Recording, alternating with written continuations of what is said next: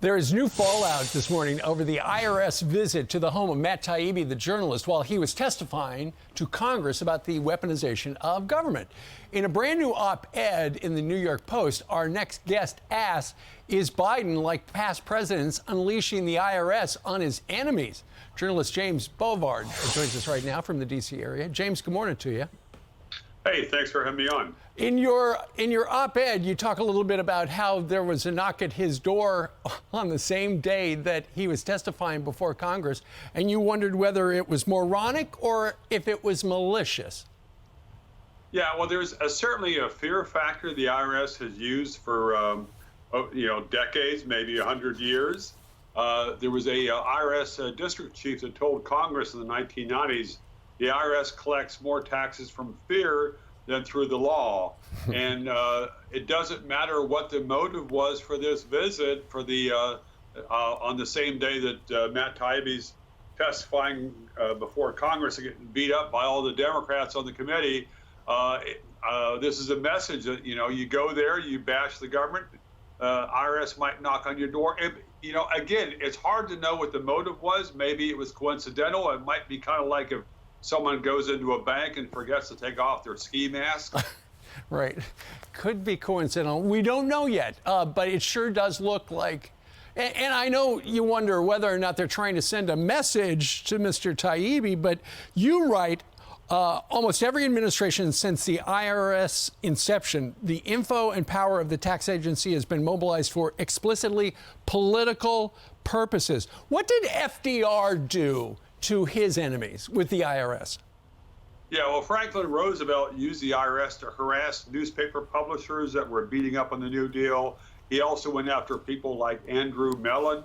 That was a tactic that was ratcheted up by John F. Kennedy in the early 60s. Mm-hmm. John F. Kennedy explicitly set out a IRS program to go after conservative groups, Christian groups, anti-communist groups. There were over 10,000 different groups on the target list. And then Nixon came in and made it a hell of a lot worse. You had John Dean, White House counsel, saying that Nixon is going to use the IRS to screw our political enemies. I mean, there were changes after Watergate. There were reforms put in. And how did that work out? Typical D.C. Yeah. What about during the Obama years when they targeted, 300 conservative groups that had things like Tea Party in their titles?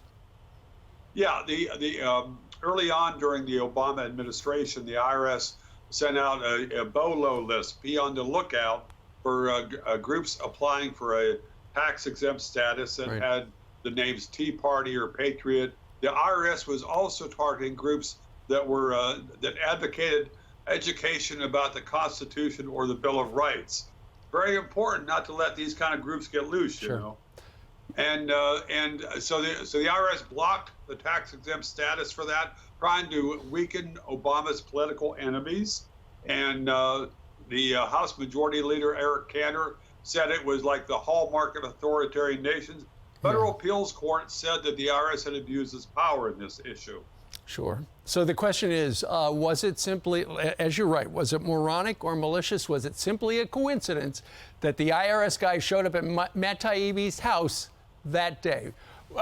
Will we ever know? I think that we might get some insights. And again, it's possible it was a happenstance. Yeah. However, I mean, the IRS has got a really bad record. And the fundamental fault is Congress, because Congress has not reformed the IRS, the tax code. The IRS has all this arbitrary power over Americans. When you have that much power, it's going to be abused. James, let us know if somebody knocks on your door today, okay?